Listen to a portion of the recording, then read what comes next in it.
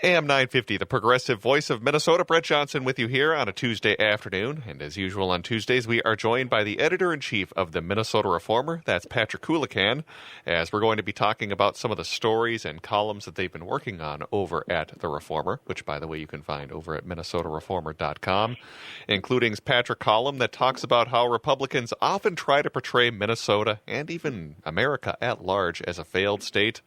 Plus, we'll be talking about Dina Winter and her write-up that talks about policing and criminal justice reform under the Walz administration here in Minnesota. Plus, we'll be talking about how St. Paul is on the hook for a $1.8 million electric fire truck that was supposed to get federal funding to help pay for it. So, lots to get through today. Patrick, thanks so much for coming back on the show. Always a pleasure. Absolutely. So, let's start off talking about your column that basically challenges this Republican portrayal of Minnesota as a failed state. Now, you mention in this column some personal experiences that you've had, such as recently, picking up your son from a free community flag football program while biking along a tree-lined route and a trail as evidence of Minnesota's strengths. And these can be easy, to overlook sometimes because they paint a different picture when compared to, other states that don't necessarily have the quality of life that we have in Minnesota. So let's talk about this. Your column opens with the critique of the Republican narrative that America and Minnesota are in the decline. What do you think motivates their rhetoric on this, and why do you think it resonates with their base, but not necessarily the entire state of Minnesota? Well, with Governor Tim Walz joining the Democratic ticket now, they have to make a change argument, which they've been doing about the country as a whole, and that's why you hear former President Trump talking about how we're a nation in decline and everything is so terrible. And so they have to kind of lump in Minnesota with that, since the governor is now on the ticket. We've even heard Minnesotans make this assertion, including U.S. Representative Tom Emmer, who's the minority whip. He referred to Minnesota as a liberal hellhole shortly after Walz was selected as Vice President Harris's VP pick. In general, I think we understand that when you're in the opposition, you make a change argument. But we usually think of that. The best way to do it is in the fashion of think of the 2008 campaign that Barack Obama ran. It was change, but it was also hope. And this version is much more just negative and kind of angry.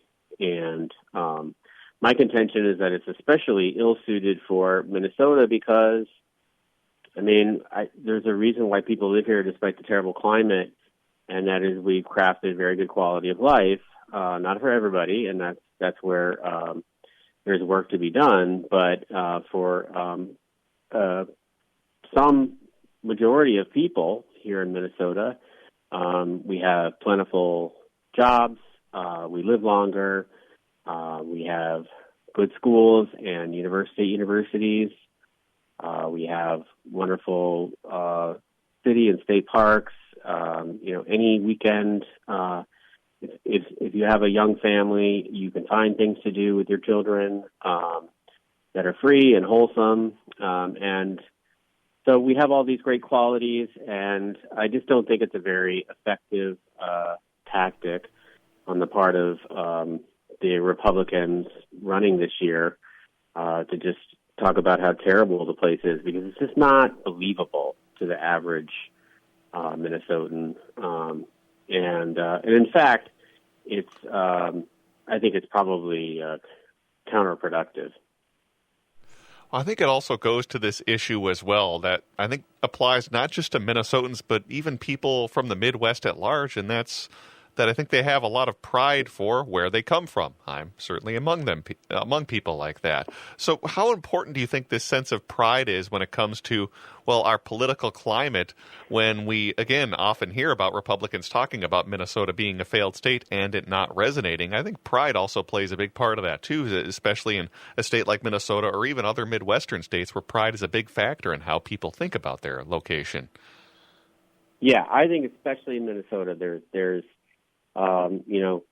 And I've lived a lot of other places in the country, and nobody is as smugly, quietly proud of their home state as Minnesotans, and for good reason, because it took a lot of hard work in a very unforgiving climate to create a place that is a very good place to live, and Minnesotans spend a lot of time volunteering, and they're civically engaged. And so to turn around and then completely trash the place, you're not really just trashing the place or Tim Walz, you're really trashing Minnesota and Minnesotans. And I just have a feeling they're not going to stand for it. I think, too, what's interesting I found, obviously, with the change at the top of the Democratic ticket, there's been much more of a perception that Democrats are much more positive on their campaign and how the country is kind of playing out at large. And I think that kind of goes to this whole idea that we've been seeing at the DNC and the RNC. RNC from, of course, a few weeks ago of positive versus negative messaging, where Democrats seem to be very prideful about their country and where they're from, where Republicans are very much talking about how things are in decline. So I think we also have been seeing this kind of play out at the national level of both the DNC and then the RNC. Yeah, and I think it's a great strategy on the part of the Democrats to reclaim patriotism and not allow Republicans to take the title of patriots. Which, as far as I'm concerned, they relinquished as soon as they allowed Donald Trump to be their nominee after he had attempted to overturn the results of the 2020 election and prevent the peaceful transfer of power in the American tradition. You can read more about Patrick's column about this over at MinnesotaReformer.com, again titled, "The GOP's Losing Message, America and Minnesota Are Terrible, No Good Places," as he challenges that perception that Republicans often paint of Minnesota and even America as large. Again, find that column over at MinnesotaReformer.com. I want to move on now and talk about this electric fire truck that is being purchased in the city of St. Paul, because St. Paul is potentially on the hook for $1.8 million for this electric fire truck after federal funding fell through. This is an article by Max Nesteract.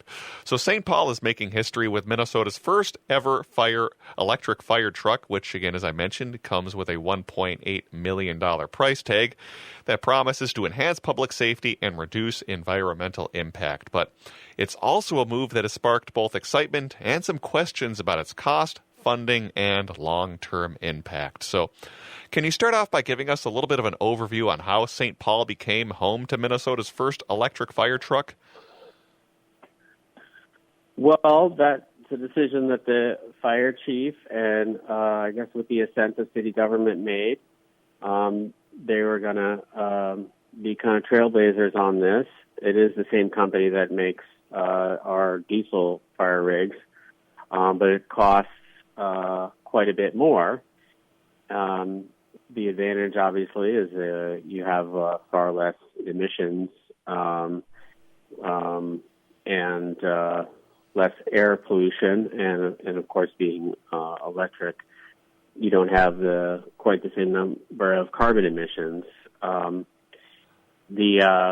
What raises eyebrows here is that they said they were going to try to get federal funding, and really there's no potential federal funding here really to speak of.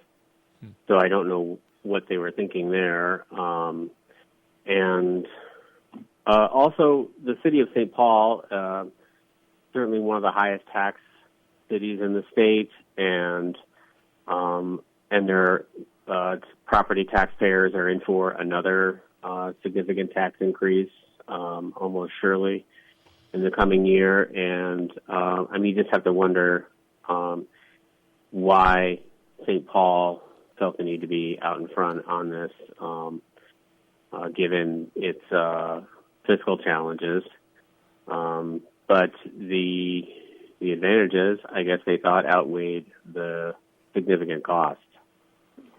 What I've also found interesting about this is that the city of St. Paul has a close relationship with Rosenbauer, who is the manufacturer of this truck. So can you tell us a little bit more about how this relationship may have influenced the fire department's purchasing decisions? Because there is some controversy between this relationship that employees have had with the city as well as Rosenbauer.